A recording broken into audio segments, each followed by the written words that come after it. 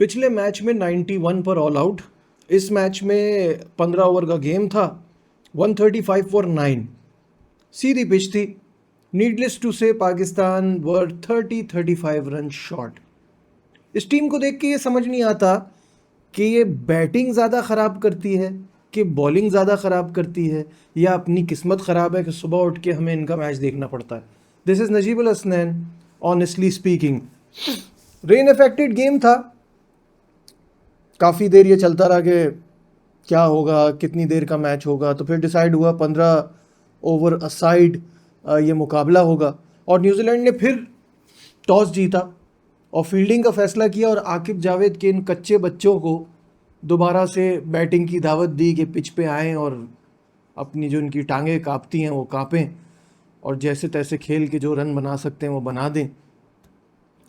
I mean Hasan Nawaz Pakistan की T20 में पहले ओपनर बन गए जो दोनों मैचेस में 0 पे आउट हुए। ये पहली बार हुआ है कि एक ओपनर ने दोनों T20 गेम्स में 0 किया हो।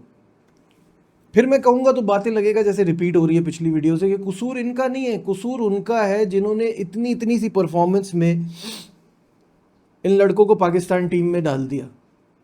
23 T20 मैचेस हैं, 21 की एवरेज है, 129 का स्ट्राइक रेट है, और आकिब भाई और कंपनी को ये इतने शानदार लग गए कि इन्हें खिला दिया। 250 हैं डोमेस्टिक में।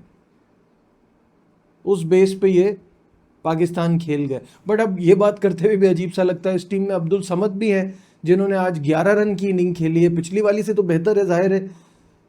उनका डोमेस्टिक में 150 भी नहीं है।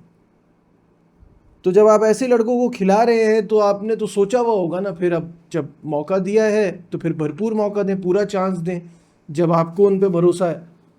क्योंकि परफॉर्मेंसेस तो फिर ऐसी आएंगी ना। मुझे समझ नहीं आता वेयर इज साहबजादा फरहान, क्यों वो दिखाई नहीं दे रहा। 100 T20 मैचेस हैं, 130 का स्ट्राइक रेट है, 30 की एवरेज है, 300 हैं, 16 50 हैं। अभी नेशनल T20 में 114 रन की नॉक खेली है। और याद होगा आपको पिछली बार ये बंदा ओपनर है, इसको 7वें नंबर पे बैटिंग का मौका मिला था। कहने को तो लोग कहेंगे कि इनके भी 8-9 T20 इंटरनेशनल तो हो गए, इन्होंने तो कुछ प्रूव नहीं किया। तो भाई साइम अयूब में जब हमें टैलेंट दिखा था, स्किल दिखी थी, हमने उनको ज़्यादा मौका दिया और उन्होंने अपनी जगह बनाई। साहबजादा फरहान को भी ऐसे ही मौका देना पड़ेगा। वो 3-4 सीजन का टॉप स्कोरर है। T20 में जो उसकी परफॉर्मेंसेज हैं उसको आप कैसे इग्नोर कर सकते हैं। इस टीम की कारकर्दगी को देख के ये बातें तो याद आएंगी ना, कि जब आप अपने स्टार्स को, अपने बड़े नामों को रेस्ट दे रहे हैं, तो परफॉर्मर्स तो वो लाइए ना जिन्होंने डोमेस्टिक में रगड़ा खाया हुआ हो, जिनकी मेहनत हो पीछे। ये अब्दुल समद को 2-4 छक्के मारता हुआ देख के आपको लगा कि ये सही है, ठीक है इसको खिलाना, ये जस्टिफिकेशन है। There is a difference between slogger and power hitter. में बता बता के थक गया हूँ, पता नहीं ये क्यों नहीं समझ में आ रहा कि आपके पीछे परफॉर्मेंस होगी तभी आप इस स्टेज पे जाके अच्छा कर सकोगे।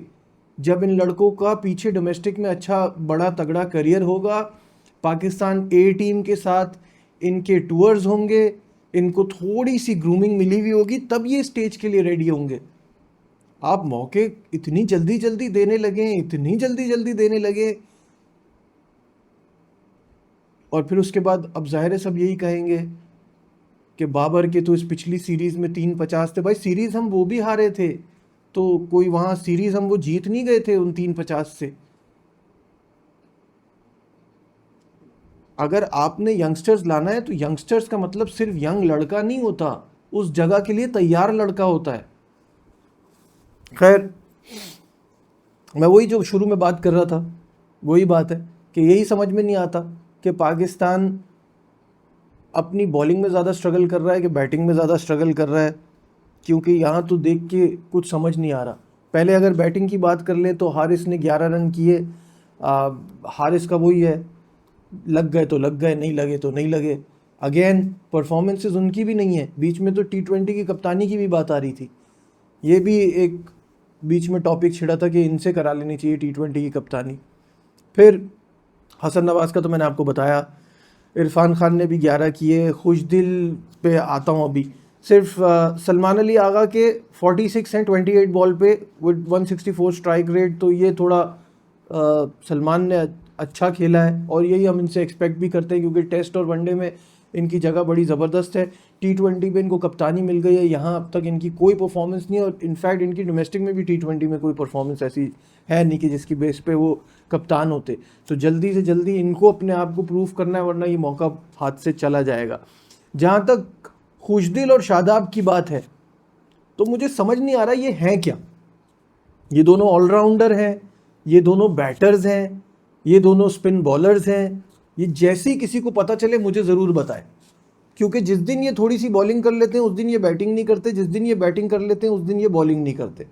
तो शादाब ने आज 14 बॉलों पे 26 रन किए तो उनका बॉलिंग का मूड ही नहीं था। उनको सलमान अली आगा एक ओवर के लिए लेकर आया, उस ओवर में इन्होंने 10 रन दिए, एक ही ओवर कराया। खुशदिल ने आज बॉलिंग अच्छी की, 3 ओवर में 16 रन दे के 1 विकेट ली, 5.33 का इकोनॉमी, तो बैटिंग में किए 2 रन।